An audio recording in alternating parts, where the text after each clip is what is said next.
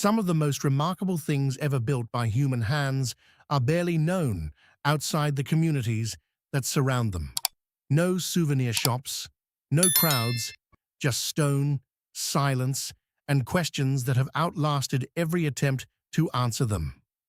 Across 6 continents, civilizations rose, organized themselves with extraordinary intelligence, constructed things that defied their supposed limitations, and then by war or drought or simple passage of time, faded. What they left behind is not ruin so much as evidence. Evidence of ambition, of belief, of a human need to build something that would last longer than any single life. This is the story of those places and of what they still have left to tell us. That need to build something lasting, something placed deliberately at the edge of the known world, found one of its most striking expressions on a limestone cliff above the Caribbean Sea. Tulum sits on the northeastern coast of Mexico's Yucatan Peninsula, perched roughly 40 feet above water, so blue it looks artificial. The Maya who built this city weren't working from a position of desperation or isolation. They were operating at the center of a thriving trade network, and they chose this location with intention. The clifftop setting wasn't just dramatic, it was strategic, spiritual, and deeply practical all at once. The site dates to roughly the 13th century, though some structures may be older. By the time Spanish explorers first spotted it from the sea in 1518, Tulum was still a functioning city, one of the last Maya settlements to remain occupied after European contact. The Spanish accounts describe seeing a city larger and more orderly than Seville. That detail tends to get overlooked in popular histories, but it matters. These were not the remnants of a collapsed civilization. This was a living community, organized and intact. The walled enclosure that defines Tulum is one of its most distinctive features. The Maya built walls on 3 sides, leaving the sea cliff itself as the 4th. Inside that perimeter, the layout follows a logic that becomes clear the longer you study it. The largest and most prominent structure, known today as El Castillo, rises from the highest point of the cliff. It served multiple purposes simultaneously: as a temple, as a landmark visible from the water, and almost certainly as a navigational aid for canoe traders moving along the coast. A small window positioned in one of its towers aligns in a way that, under certain conditions, creates a natural beacon. Sailors who knew what to look for could use it to identify a safe channel through the reef below. That combination of the sacred and the functional runs through everything the Maya built at Tulum. The Temple of the Descending God appears at several points across the site, identified by a distinctive upside-down figure carved above its doorways. Interpretations vary. Some scholars read it as a diving god associated with bees and honey. Others connect it to the setting sun or the planet Venus. The Maya tracked celestial cycles with a precision that still commands respect from modern astronomers, and Tulum's positioning suggests that astronomical alignment was part of the original design. What strikes most visitors, and what photographs genuinely cannot prepare you for, is the relationship between the architecture and the landscape. The structures don't dominate the natural setting, they participate in it. The cliff drops away sharply to a narrow beach below. The reef breaks the open ocean into something quieter and more manageable. On clear days, the horizon stretches so far that the curvature of the earth becomes almost perceptible. Standing inside those walls, with the wind off the water and the pale stone catching the afternoon light, it's not difficult to understand why someone decided this was a place worth making permanent. Trade was the engine that sustained Tulum. The city functioned as a port for the exchange of goods, moving through the broader Maya world. Obsidian from the highlands of Guatemala, copper bells from further north, jade, cacao, textiles, and the extraordinarily valuable commodity of salt harvested from coastal flats. The merchants who passed through here were not peripheral figures in Maya society. Commerce carried its own prestige, and port cities like Tulum occupied a critical position in a network that extended for hundreds of miles in every direction. The population that maintained all of this was never enormous by the standards of great ancient cities. Estimates range from a few hundred to perhaps 1,500 permanent residents. But size is not the measure of significance. Tulum controlled access to a coastline, commanded a position visible for miles, and maintained its function long after many of its inland counterparts had gone silent.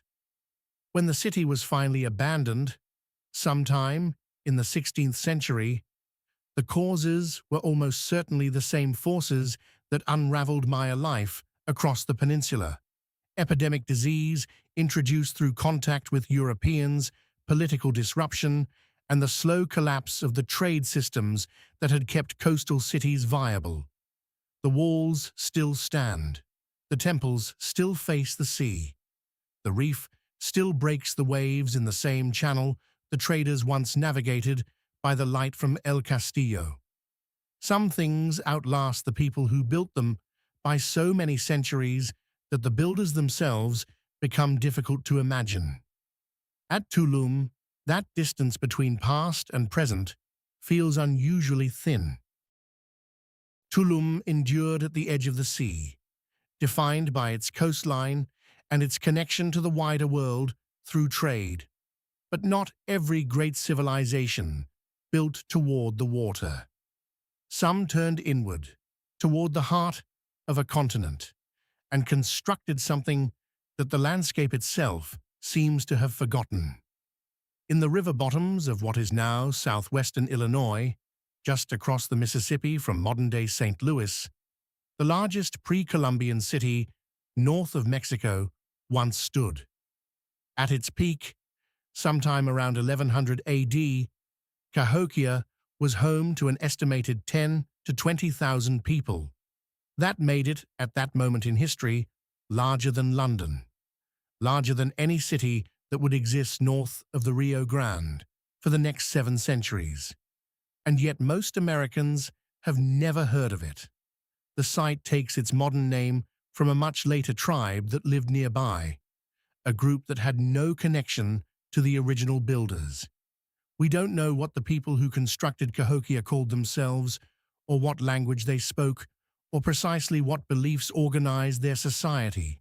What they left behind are mounds, more than 100 of them, built from tens of millions of baskets of hand-carried earth, arranged across a carefully planned urban landscape that covered nearly 6 square miles.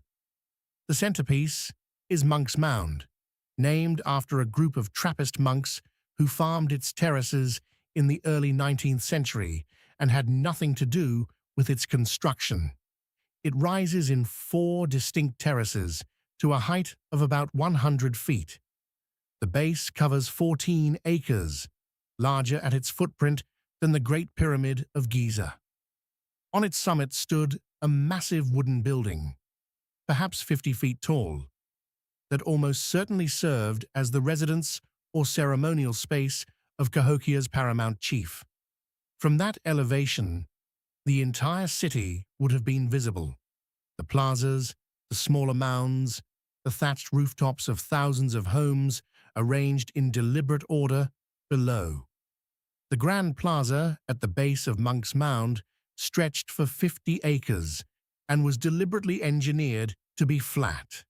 Soil was imported, low areas were filled, and the entire surface was leveled with a care that implies both sophisticated planning and an organized labor force operating under central direction. This was not a village that grew organically over generations. Cahokia was designed. Surrounding the central precinct, a massive wooden stockade was constructed and rebuilt multiple times, a wall of upright logs that enclosed the most sacred precincts of the city. The effort required to cut, transport, and erect that barrier, and then to replace it as the wood decayed, speaks to a level of social organization that contradicts older assumptions about the complexity of North American societies before European contact. Among the most haunting discoveries at Cahokia are the sites archaeologists have come to call Woodhenge, a series of large circles formed by wooden posts set into the ground at precise intervals. The posts are lined with solar events, marking the solstices and equinoxes with an accuracy that required careful astronomical observation over long periods of time. The people of Cahokia were reading the sky and encoding what they found into the physical structure of their city, much as the Maya had done at Tulum and at dozens of other sites across Mesoamerica. What happened to Cahokia remains one of the more debated questions in North American archaeology. The population appears to have peaked around 1100 and then declined steadily over the following 2 centuries. By 1350 or so, the city had been largely abandoned. Theories include prolonged drought, agricultural exhaustion of the surrounding floodplain, political instability, and possibly flooding from the Mississippi itself. No single explanation has achieved consensus. The honest answer is that we don't fully know. What makes that uncertainty so striking is how thoroughly Cahokia vanished from cultural memory.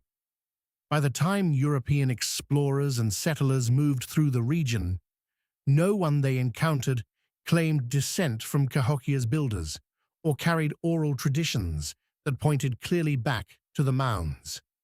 A city of tens of thousands had risen, flourished, and dissolved without leaving a continuous human thread connecting it to the present. The mounds remain. They rise from the Illinois bottomland with a quiet authority that still manages to surprise first-time visitors who crest a rise and suddenly see Monk's Mound filling the horizon ahead of them. There is a state historic site, a small museum, a UNESCO World Heritage designation. And still, on most days, the place is nearly empty. A civilization that once held tens of thousands of lives now holds mostly silence. That silence is its own kind of evidence. Cahokia reminds us that silence can settle over even the greatest of cities, leaving little behind but earthen monuments and unanswered questions. That same silence, heavy, deliberate, and carved from solid rock, waits on the eastern edge of the Mediterranean, on an island that has watched civilizations rise and collapse for 3,000 years. Cyprus sits at a crossroads. It always has. Positioned between the coastlines of Turkey, Syria, Lebanon, and Egypt, the island absorbed influences from every direction and, at its best moments, synthesized them into something distinctly its own. The tombs of the kings lie on the northwestern edge of the island, just outside the modern city of Paphos, cut directly into the pale sandstone bedrock along a coastal promontory above the sea. They are not, despite the name, tombs of actual kings.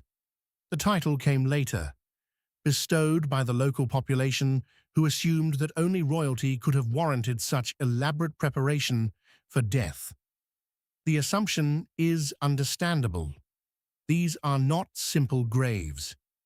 The complex dates primarily to the Hellenistic and Roman periods, roughly the 3rd century BC through the 3rd century AD, a span of about 600 years during which Paphos served as the administrative capital of Cyprus under Ptolemaic and later Roman rule. The tombs were built for high-ranking officials, wealthy aristocrats, and prominent members of a society that took the architecture of death as seriously as the architecture of the living.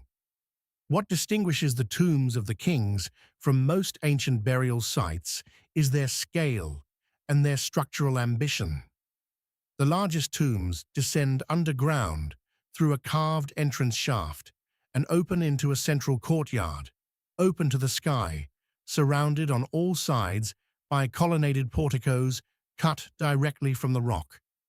The columns are Doric, precise, formal, deeply Hellenistic in their proportions, and the fact that they were not constructed but excavated, chiseled from the living stone of the earth, gives them a permanence that freestanding columns rarely achieve.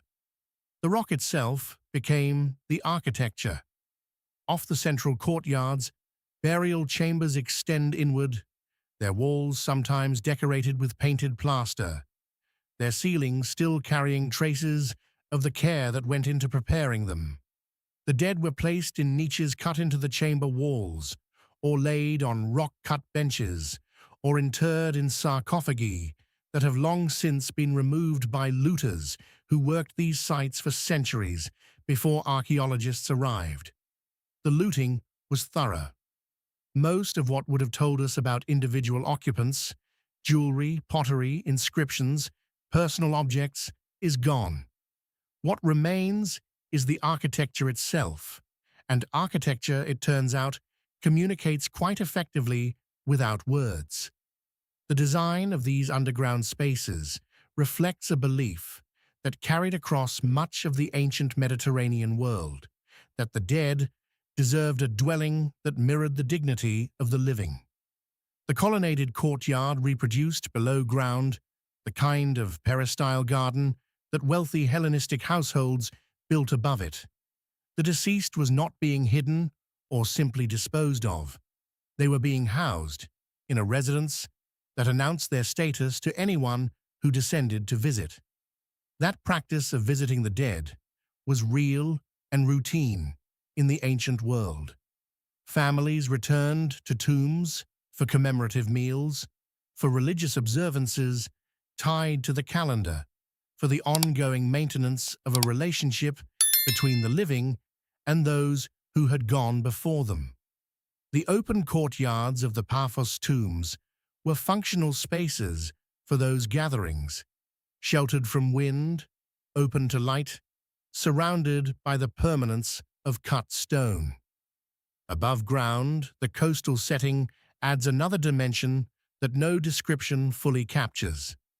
The promontory drops toward the sea, the Mediterranean spreading west and south toward Egypt and Libya, and on clear days, the water holds a color that shifts between deep blue and green, depending on the depth and the angle of the sun.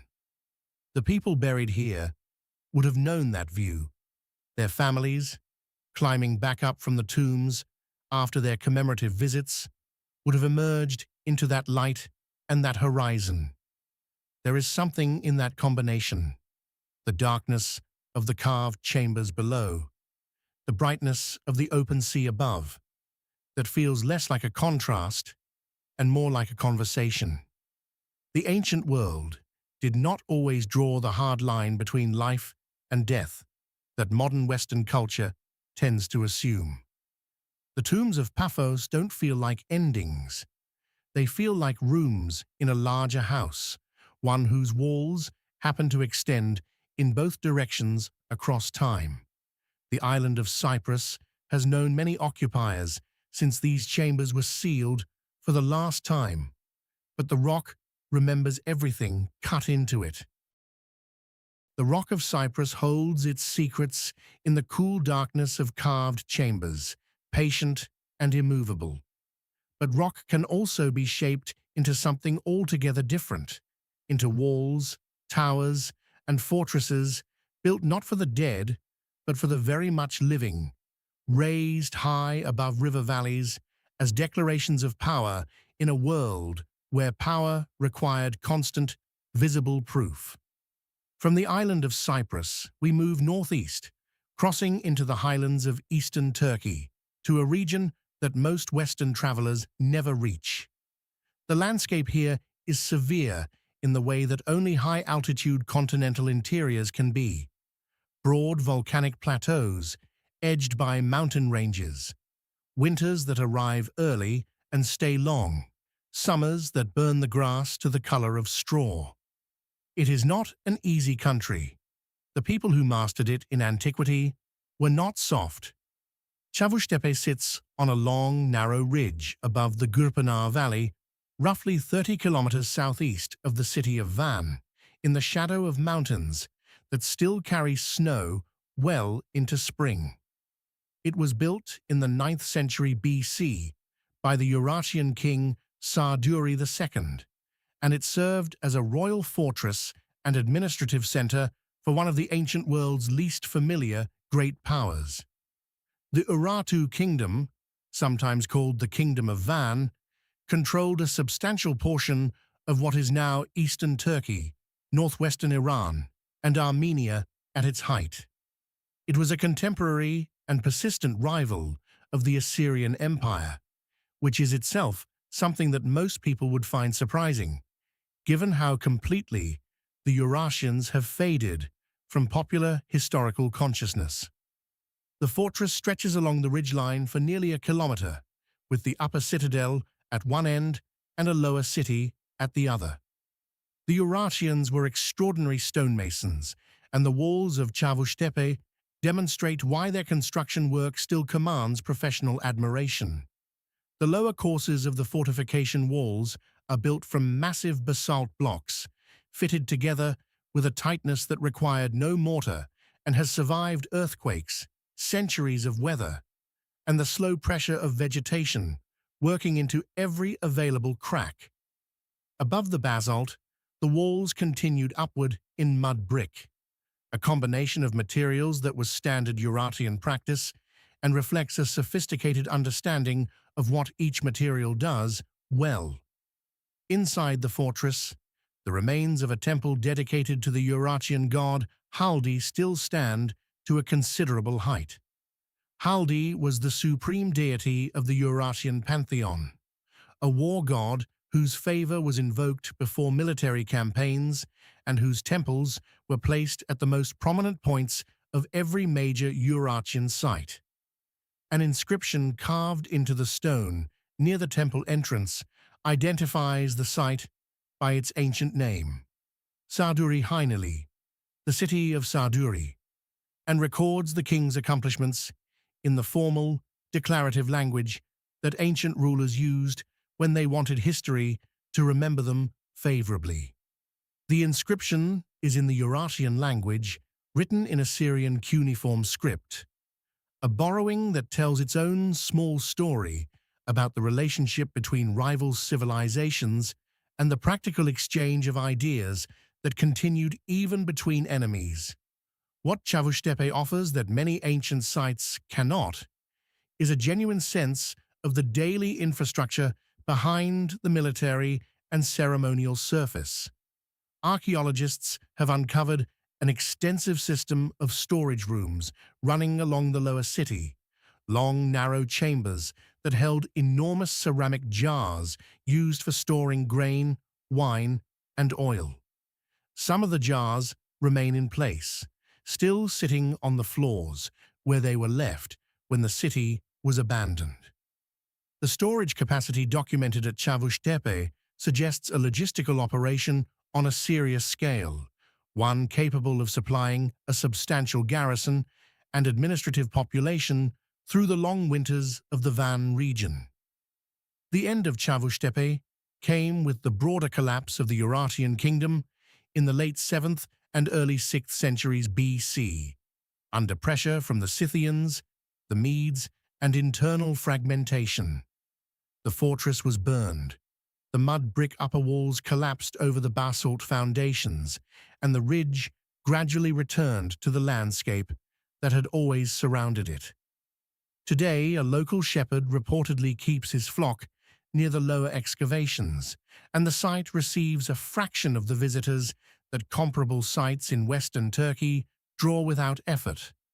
That relative obscurity feels like an injustice when you stand on the ridge and look out across the valley. Sarduri II surveyed from these same walls nearly 3,000 years ago. The mountains have not changed. The wind off the plateau has not changed.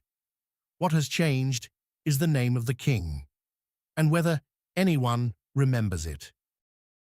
Sarduri II built Çavuştepe to last, and in the solidity of its basalt foundations, something of his ambition survives. But even the most durable stone is vulnerable to the forces that humans bring against one another. Not far from the Urartian highlands, in a part of the ancient world that has known almost continuous conflict for millennia, another extraordinary monument endured for centuries before modern warfare finally took a portion of it that 3,000 years of weather had not. We move southwest from eastern Turkey, crossing into northwestern Syria, to a site that occupied a low forested hill above the Afrin River Valley. Ain Dara was a temple city of the ancient Syro-Hittite culture, a loosely connected group of successor states that emerged in the region following the collapse of the Hittite Empire around 1200 BC.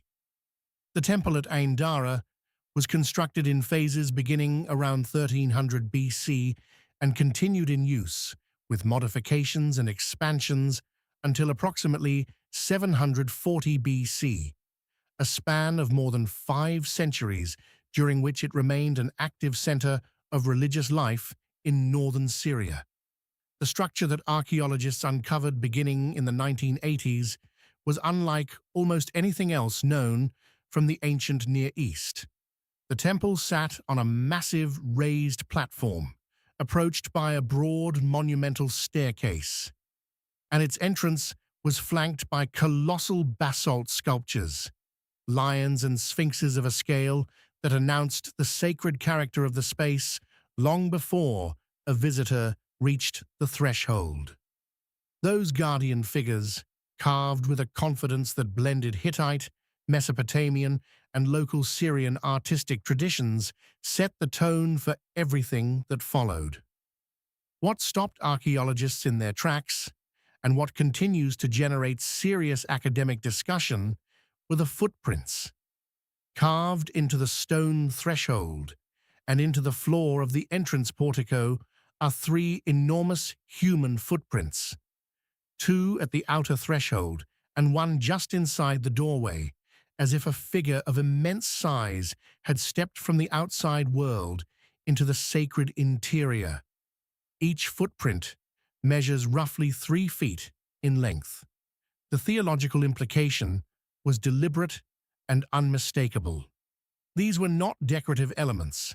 They were a statement about divine presence, a physical record, carved in stone, of a god crossing into his own house. That detail resonated beyond the immediate context of Syro-Hittite religion because of a comparison that scholars began making with increasing seriousness. The floor plan of the Ain Dara Temple bears a striking structural resemblance to the description of Solomon's Temple as recorded in the Hebrew Bible. The proportional relationships between outer courtyard, entrance hall, main sanctuary, and inner sanctuary, the sequence of spaces and their relative dimensions, align closely enough that many researchers believe both buildings drew on a shared architectural tradition, common to the northern Levant during the early Iron Age. Neither structure influenced the other directly. Both appear to reflect a regional template for sacred architecture that was widely understood and applied across a broad geographic area. The inner sanctuary of the Ain Dara Temple was the most elaborately decorated portion of the building. Its walls were lined with carved orthostats, large upright stone slabs bearing processions of lions, sphinxes, and mythological figures, rendered in a style that combined formality with a surprising degree of movement and life. The craftsmanship was not merely competent.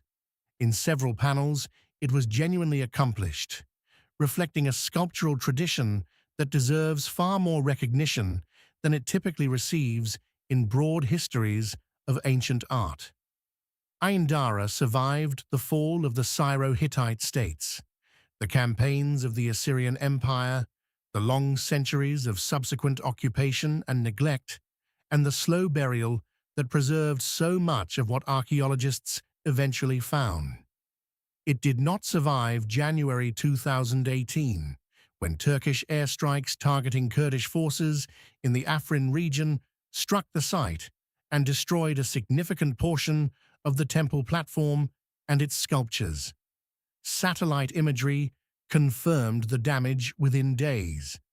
What had endured for roughly 3,000 years was gone in a matter of seconds. The loss was documented, mourned by scholars, and then largely absorbed into the broader ongoing catastrophe of Syria's cultural heritage under sustained conflict. That absorption, the way destruction on this scale can become almost routine, is its own kind of tragedy, separate from the physical loss of the stones themselves. What remains at Ain Dara is still significant. The footprints, recorded photographically and in casts before the strike, still exist in documentation, if not entirely in place. Knowledge, at least, is harder to bomb than basalt.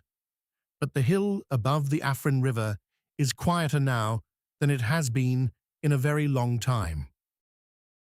The silence that has settled over Ain Dara carries a particular weight, the weight of deliberate destruction, of history interrupted by violence.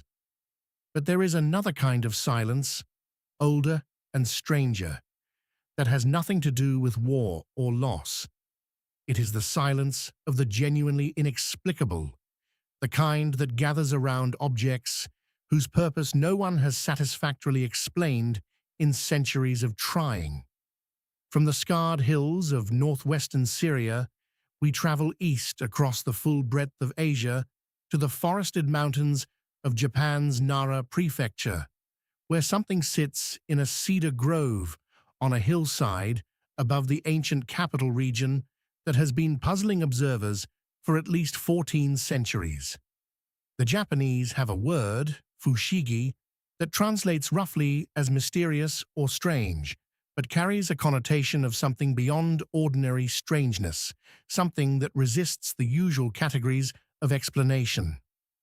Masuda-no-Iwafune is, by almost any measure, fushigi. The object is a single enormous granite boulder, roughly 11 meters long, 8 meters wide, and 4.5 meters tall, weighing an estimated 800 tons. That alone would make it notable. What makes it extraordinary is what was done to it. The top surface has been carved flat and perfectly level, then divided by 2 parallel channels, running the full length of the stone, creating a precise geometric grid that could not have happened naturally under any circumstances. The sides have been cut into smooth, near-vertical faces. The entire mass has been shaped with an intention that is unmistakable, even if that intention remains completely unclear. The name translates to something like rock ship of Masuda, and the ship analogy is visible once you know to look for it. The elongated form, the flat deck, the channels that some have compared to a vessel's structural elements. Medieval Japanese texts refer to the stone in passing, noting its existence without explaining its origin or function, which suggests that even by the 7th and 8th centuries AD, when those records were written, the knowledge of why it was made had already been lost. The Asuka period in Japanese history, roughly 550 to 710 AD, produced a remarkable concentration of enormous carved stones across the Nara region. These objects, collectively referred to as kishiwada, or mysterious stones, appear to have been created during a period of significant cultural transformation, when Buddhism was arriving from the Korean peninsula and China, Political power was consolidating under the early imperial court, and the relationship between older indigenous beliefs and new religious frameworks was being actively negotiated. Some researchers connect the carved stones of the Aska period to that negotiation, reading them as expressions of a spiritual geography being deliberately remapped. Whether Masuda-no-Iwafune fits into that framework is genuinely uncertain. Its scale separates it from most of the other Aska stones. Quarrying, shaping, and possibly moving 800 tons of granite, even partially, required a mobilization of labor and technical knowledge that implies serious institutional backing. Someone with significant authority commissioned this work. The fact that no inscription, no contemporary written record, and no clear oral tradition explains the commission is the central puzzle. Theories have accumulated over the centuries, with more enthusiasm than evidence. Some have proposed astronomical alignment, that the channels on the upper surface functioned as sighting guides for celestial observation. Others have suggested the stone served as a ritual platform, a boundary marker, or a symbolic representation of a sacred mountain. A persistent minority position holds that it was intended as a tomb component, perhaps a lid or covering for a burial chamber that was never completed. None of these explanations has achieved anything approaching consensus, because none of them fully accounts for all the features of the object. What the stone does, regardless of its original purpose, is provoke a very specific kind of attention. Standing beside something that massive, something that has been so deliberately shaped by human hands and yet refuses to yield its meaning, produces a particular quality of awareness. The questions it raises are not frustrating in the usual sense. They are clarifying. They remind you that the past is genuinely foreign, that the people who made this object inhabited a mental and spiritual world that cannot simply be decoded by applying modern assumptions backward through time.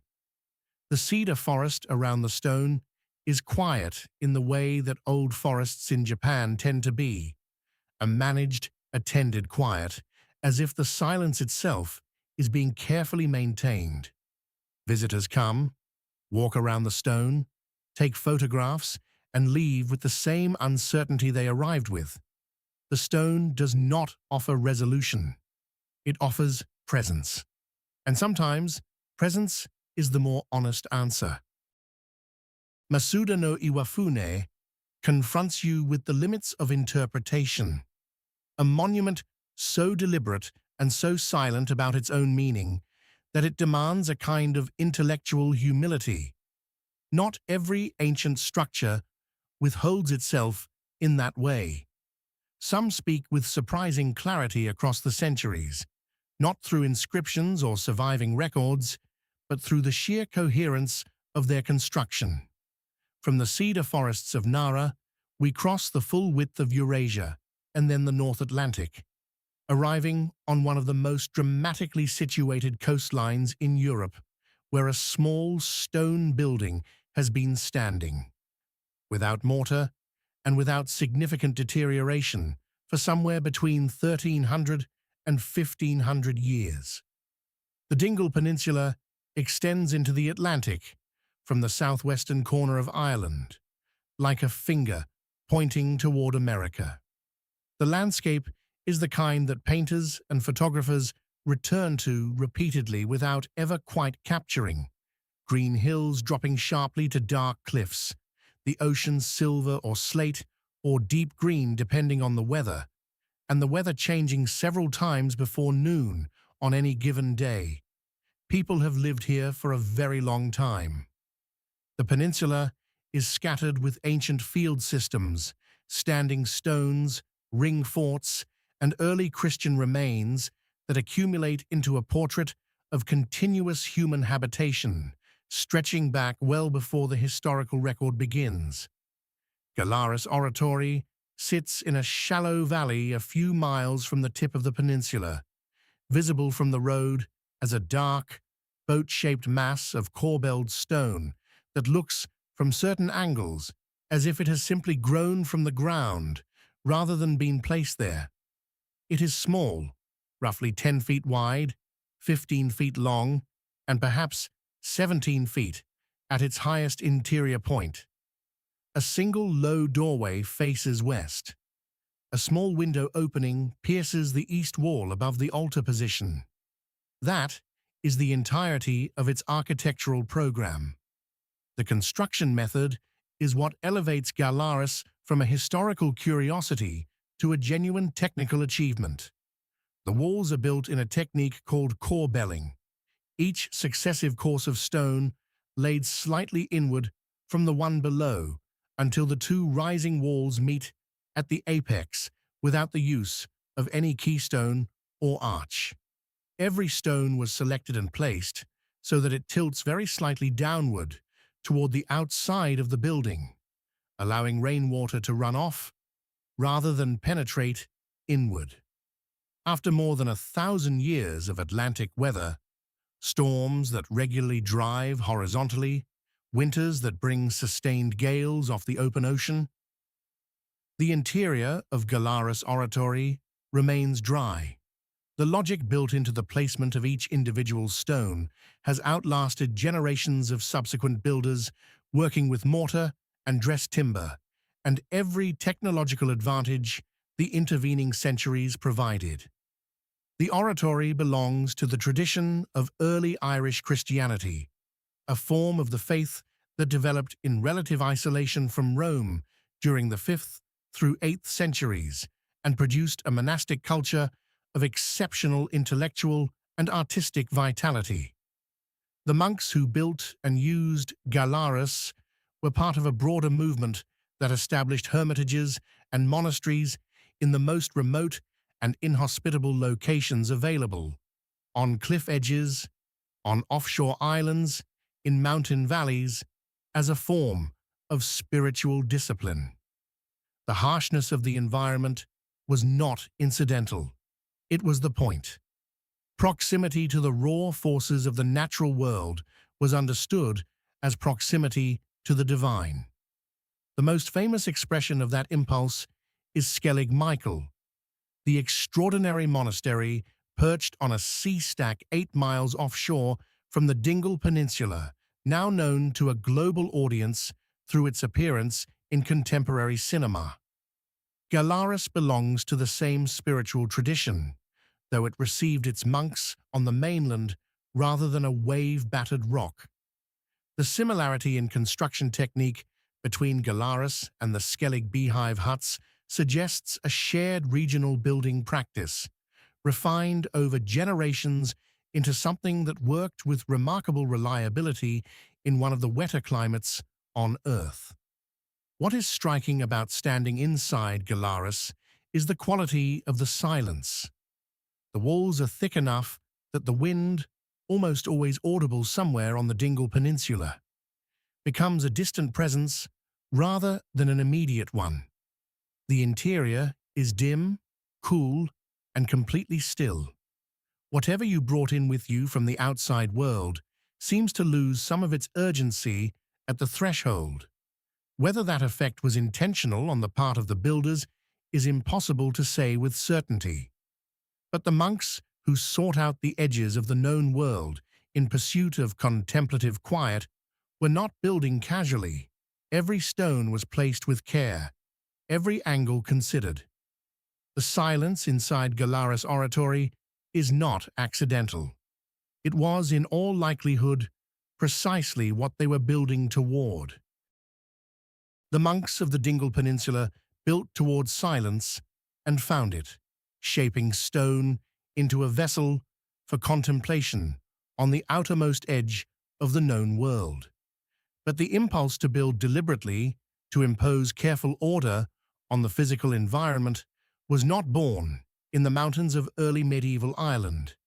It reaches back much further, to one of the oldest and least understood urban civilizations in human history, flourishing on a river plain in South Asia at a time when most of Europe was still organized around small farming settlements.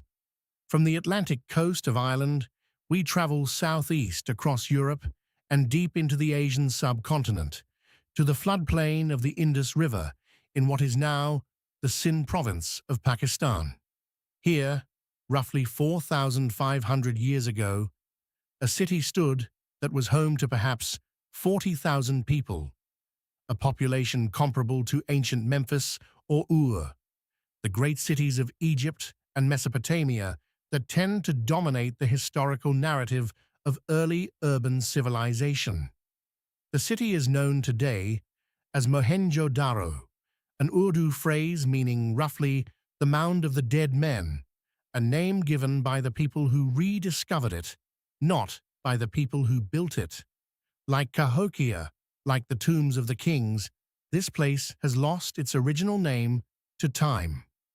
Mohenjo-Daro was one of the major centers of the Indus Valley civilization, a culture that extended across an area larger than ancient Egypt and Mesopotamia combined at its peak, roughly 2,600 to 1900 BC. And yet the Indus Valley civilization remains, in the popular imagination, curiously absent from the standard account of humanity's early urban achievements. Part of the reason is that its writing system has never been deciphered. Without readable texts, the civilization speaks only through its objects and its architecture, it turns out, has quite a lot to say. The first thing that strikes any serious examination of Mohenjo-Daro is the planning. The city was laid out on a grid. Streets ran at right angles to one another, oriented to the cardinal directions with a consistency that implies a central authority capable of enforcing a unified design across an urban area of considerable scale. The residential blocks that filled those grid squares contained houses built from fired brick, not sun-dried mud brick, which was the standard building material of the ancient Near East, but kiln-fired brick of a standardized size, produced in quantities that required organized industrial production. Those houses were not simple shelters. Many of them contained private bathrooms connected to a citywide drainage system that ran beneath the main streets in covered brick channels. Wastewater from individual homes flowed into neighborhood drains, which fed into larger municipal channels, which carried waste out of the settled area entirely. This was not an improvised solution to a local problem. It was a designed infrastructure, implemented at city scale, in the 3rd millennium BC. London would not achieve comparable urban sanitation until the 19th century AD. The famous Great Bath at Mohenjo-Daro occupies a prominent position in the upper citadel area of the city. It is a watertight tank, roughly 12 meters long and 7 meters wide, constructed with careful attention to preventing leakage. The bricks were laid in a gypsum mortar. The outer faces were sealed with bitumen, and the entire structure was surrounded by a colonnade of smaller rooms whose function is still debated. Most scholars believe the Great Bath served a ritual purification function, making it among the earliest known examples of a tradition of sacred bathing that would eventually become central to Hinduism, and that persists in South Asian religious practice to the present day. What the Indus Valley civilization did not leave, or has not yet yielded, is evidence of the monumental religious architecture or royal display that characterizes ancient Egypt or Mesopotamia. There are no great temples identifiable as such, no pyramids, no colossal royal portraits. Whatever hierarchy organized Mohenjo-Daro, and a city of 40,000 people required hierarchy of some kind, it did not apparently express itself through the kind of conspicuous architectural grandeur that makes other ancient civilizations immediately legible to modern eyes. That absence is itself a form of evidence, though scholars disagree about what it proves. Some read it as suggesting a relatively egalitarian social structure by ancient standards. Others argue the evidence simply hasn't been found yet. The site has been only partially excavated, and the water table beneath the lower city has made deep investigation technically difficult. Mohenjo-Daro was abandoned around 1900 BC, possibly due to shifts in the Indus River's course, prolonged drought, or a combination of environmental pressures. The city that pioneered urban sanitation, standardized construction, and grid planning simply, quietly, emptied out. The bricks remain, fired so well that some were reused by railroad construction crews in the 19th century, who found them lying in the open and saw only useful material, not history. Mohenjo-Daro left behind a civilization legible in its infrastructure, in drains and fired brick, and the careful geometry of streets, but mute on the deeper questions of belief, ritual, and the inner life of the people who built it. That tension between the physical evidence that survives and the meaning that doesn't is one of the defining frustrations of ancient history. And nowhere does that frustration arrive in quite so direct and immediate a form as on a high plateau in the mountains of Laos, where thousands of enormous stone vessels sit in open fields, waiting for an explanation that has not yet fully arrived. From the Indus Plain, we travel east and southeast, crossing the Indian subcontinent and the hills of Southeast Asia, climbing to the Xinghuang Plateau in north-central Laos. The elevation here is roughly 1,000 meters above sea level, high enough that the climate is noticeably cooler than the tropical lowlands, and the landscape opens into rolling grassland punctuated by stands of pine. A setting that feels more like the highlands of Central Asia than the jungle-covered terrain most people associate with this part of the world. It is in this unexpected landscape that the Plain of Jars begins. The name is straightforwardly descriptive. Scattered across an area of roughly 90 kilometers, clustered in more than 90 distinct sites, are somewhere between 1,300 and 2,500 large stone vessels, cylindrical or slightly tapered, carved from a variety of stone types, including sandstone, granite, limestone, and a locally quarried conglomerate. The smallest of them stand perhaps half a meter tall. The largest reach nearly 3 meters and weigh an estimated 30 tons. They were carved, transported to their current locations, and arranged in groupings that appear deliberate without conforming to any pattern that has been definitively explained. The jars date to the Iron Age, roughly 500 BC to 500 AD, though the full chronological range of their use and construction is still being refined through ongoing excavation and analysis. They are associated with a culture that left no written records, no monumental architecture beyond the jars themselves, and no direct cultural descendants who can explain through oral tradition what their ancestors intended. What archaeology has established is that the jars were connected to burial practices. Excavations around and beneath them have recovered human remains, burial goods including glass beads, iron and bronze objects, and ceramics, and in some cases, the bases of the jars contain traces of cremated remains. The leading interpretation, supported by the physical evidence, is that the jars functioned as part of a multi-stage mortuary process, perhaps as containers for the decomposition or preparation of the dead before secondary burial, or as markers for burial sites, or as vessels associated with funerary feasting and the ritual treatment of the deceased. Secondary burial, in which remains are moved and reinterred after an initial period of decomposition, was and remains common across Southeast Asia and suggests a belief system in which death was understood as a process rather than a single event. What that belief system looked like in fuller detail. What stories the people of the Plain of Jars told about death. What they believed happened afterward.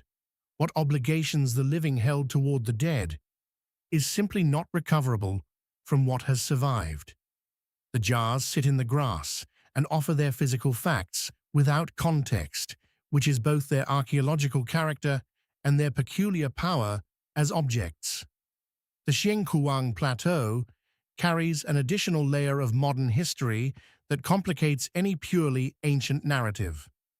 During the Vietnam War, this region of Laos was subjected to one of the most intensive aerial bombing campaigns in military history. The United States dropped more ordnance on Laos between 1964 and 1973 than was dropped on all of Europe during World War II combined, targeting supply routes and Pathet Lao positions across the plateau. A significant portion of that ordnance did not detonate. Unexploded cluster munitions remain scattered across the Plain of Jars in quantities that have killed and maimed people continuously in the decades since the war ended, and that have restricted archaeological access to large portions of the site. The jars that survived 2,000 years of weather, vegetation, and the slow settling of the earth were also present during that bombardment. Several sites show direct evidence of bomb damage. Others were simply inaccessible to investigators for decades because the ground around them was too dangerous to walk on. There is a grim irony in the fact that the ancient dead, memorialized in stone, that was meant to endure, share their plateau with unexploded remnants of a 20th century conflict that the living are still working to resolve. The past and the recent past occupy the same ground here, uncomfortably close. The Plain of Jars holds its meaning at a distance, offering physical evidence without the cultural framework needed to fully interpret it. That experience of reaching toward ancient intention across an unbridgeable gap is familiar by now. It has followed us from the mounds of Illinois to the carved boulder in Nara, from the drained streets of Mohenjo-Daro to the bombed plateau of Laos. But some ancient sites do yield their meanings, at least partially, through the sheer density of imagery they left behind. The challenge there is not absence of evidence, but the opposite, an overwhelming, almost aggressive visual program that demands to be read and rewards careful attention. From the highlands of Laos, we travel northeast across the Pacific, arriving in the high valley of central Mexico, at one of the most influential cities of the ancient world. Teotihuacan sits roughly 50 kilometers northeast of modern Mexico City, in a broad mountain-ringed basin, at an elevation of over 2,000 meters. At its peak, between roughly 100 and 550 AD, it was among the largest cities on Earth, home to an estimated 100,000 to 200,000 people, a metropolis whose influence extended across Mesoamerica and whose artistic and architectural vocabulary was absorbed, adapted, and transmitted by cultures that came centuries after its decline. Most visitors to Teotihuacan come for the Pyramid of the Sun and the Pyramid of the Moon, the two massive structures that define the northern end of the Avenue of the Dead. Those monuments are genuinely impressive in scale and deserve their reputation. But the building that rewards closest attention, the one that archaeologists have found most revelatory, sits at the southern end of the same avenue and is known as the Temple of the Feathered Serpent, or in the Nahuatl language of the later Aztecs who named it, the Temple of Quetzalcoatl. The temple was constructed in the early period of Teotihuacan's greatness, around 200 AD, and it was built to communicate. The facade that originally covered its stepped pyramid tiers was covered in carved stone heads of two alternating types: the feathered serpent itself, with its distinctive rattlesnake rattles and collar of feathers, and a second creature whose identity has been debated, but which many researchers identify as a representation of a storm or rain deity. These heads projected outward from the facade in 3 dimensions, hundreds of them, their original surfaces painted in vivid pigments whose traces still survive in sheltered areas. The overall effect, when the temple was freshly completed and fully painted, would have been one of almost hallucinatory visual intensity. What archaeology revealed beneath and around the temple was darker than the facade suggested. Excavations beginning in the 1980s uncovered mass burials surrounding the structure, more than 200 individuals, many of them arranged in ways that indicated sacrifice. Warriors buried with their hands bound behind them, groups interred at the 4 cardinal directions in numbers that appear ritually significant, individuals dressed in the regalia associated with military identity. The temple's construction, it became clear, had been consecrated through organized killing on a scale that represented a state-level deployment of violence in service of religious and political legitimacy. That discovery reframed the temple's imagery. The feathered serpent was not merely a decorative motif. It was the central figure in a theological and political program being enacted simultaneously in stone, pigment, and human life.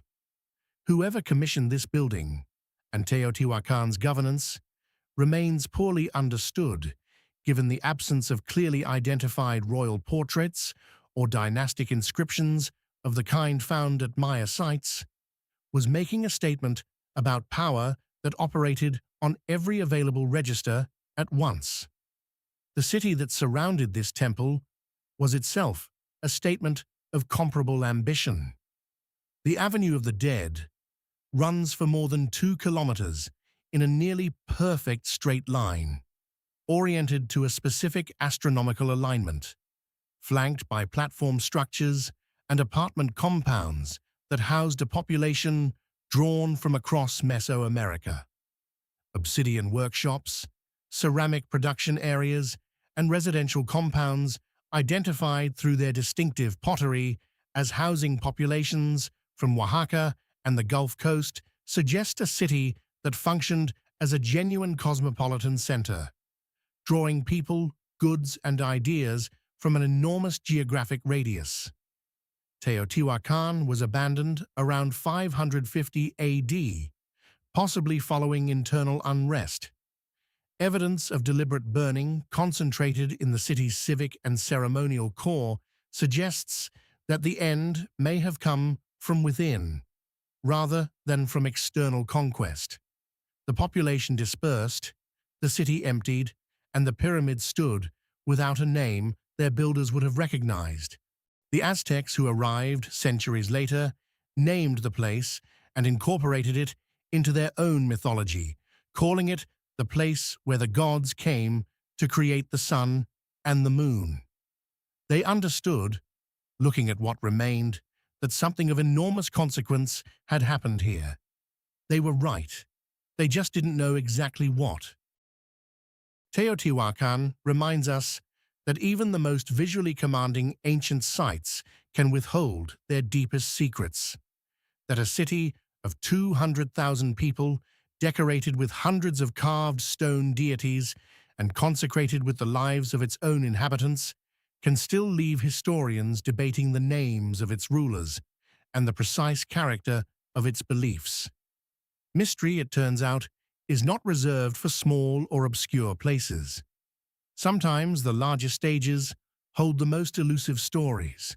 From the high basin of central Mexico, we cross the Atlantic, moving east and south across the Mediterranean world, arriving finally at one of antiquity's most celebrated destinations, a place that drew pilgrims, kings, and conquerors across hundreds of miles of desert for the privilege of hearing a single voice speak from the darkness of a stone sanctuary.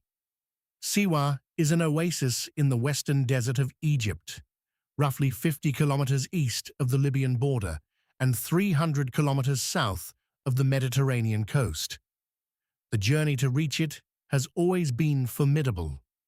The desert surrounding it is among the most inhospitable terrain on Earth, vast, flat, and almost entirely without water across stretches that defeated armies and swallowed caravans before modern transportation made the crossing manageable. The oasis itself appears suddenly and implausibly, a dense concentration of date palms and freshwater springs set in a natural depression below sea level, surrounded on all sides by sand and stone that extend to every horizon. People have lived at Siwa for at least 10,000 years, drawn by the water that makes settled life possible in an otherwise impossible landscape. But the site's ancient fame rested on something more specific than its water. The Temple of Ammon at Siwa housed one of the ancient world's most respected oracles, a voice that rulers consulted before major decisions and that ordinary pilgrims traveled extraordinary distances to hear. The oracle's reputation spread across the Mediterranean world during the first millennium BC, reaching Greece, Carthage, and eventually Rome, and drawing visitors whose names still resonate across 25 centuries of subsequent history. The temple complex sits on a rocky outcrop called a gurmi, rising above the oasis floor, its mud brick walls eroded by time, and the salt-laden groundwater that has been slowly dissolving the foundations of ancient Siwa for centuries. What remains is fragmentary, sections of wall, carved reliefs still bearing traces of pigment.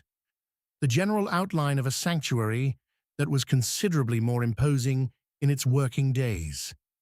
The oracle operated from an inner chamber where the god Ammon, in the form of a sacred cult image, was believed to communicate his will through the movements of a ritual boat carried on the shoulders of priests, through the interpretation of sacred sounds, or through a medium whose exact role is not entirely clear from surviving accounts. The most famous consultation at Siwa took place in the spring of 331 BC, when Alexander the Great made the journey from the Mediterranean coast specifically to visit the oracle. The journey nearly killed his army. Ancient sources describe the expedition, crossing pathless desert, nearly dying of thirst, guided at one point by a pair of snakes or, in another account, by ravens, depending on which ancient author you follow. What Alexander asked the oracle and what he was told remained private. He shared the content of the exchange with no one, saying only that he had received the answer he desired. Ancient sources report that the oracle's priests greeted him as the son of Ammon, a designation that Alexander subsequently incorporated into his public image and royal propaganda with evident satisfaction. That encounter between the Macedonian conqueror and the desert oracle has a quality that history occasionally produces and rarely sustains: the sense of two world historical forces meeting in a specific, mappable place under conditions that can be partially reconstructed from surviving evidence. The ruined walls on the Agurmi outcrop are the walls Alexander would have approached. The oasis below them is the oasis his soldiers camped in. The desert that surrounded them then surrounds the site still, unchanged in its essential character, despite everything that has happened in its vicinity across 23 centuries. Siwa today is a living community of roughly 30,000 people, known for its distinctive Berber culture, its date and olive production, and an increasing trickle of tourism, drawn by the oasis's extraordinary natural setting and its layered history. The ancient ruins coexist with a functioning modern town, in the way that much of North Africa manages, pragmatically, without excessive ceremony, history underfoot rather than behind glass. The oracle has been silent for 2,000 years, but the question Alexander carried across the desert, the need for confirmation, for divine assurance that the path chosen was the right one, turns out to be a remarkably durable human impulse. People are still making long journeys to ask it. We began this journey with a simple observation, that some of the most remarkable things ever built by human hands are barely known outside the communities that surround them. Having traveled from the limestone cliffs of the Yucatan to the desert oasis of Siwa, from the river bottoms of Illinois to the cedar forests of Japan, from the Atlantic edge of Ireland to the bombed plateau of Laos, that observation has accumulated considerable weight. What connects these places is not geography or chronology or cultural tradition. It is something more fundamental, the insistence, repeated across every civilization we have encountered, that human life requires more than survival. It requires meaning. It requires permanence. It requires the construction of something that will outlast the individual life and speak, however imperfectly, to whoever comes after.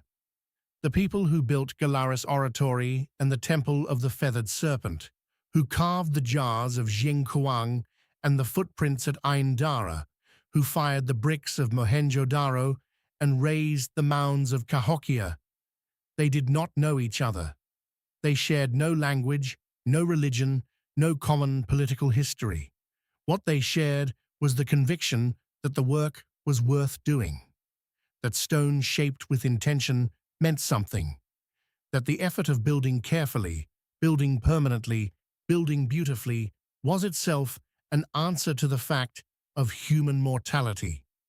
3,000 years from now, someone will look at what we have left behind and ask the same questions we have been asking here. The honest hope is that our answers are half as durable as the questions. If this journey has meant something to you, please consider subscribing to the channel and leaving a like below. New documentaries go up regularly, and every subscription genuinely helps this work continue. Thank you for watching. For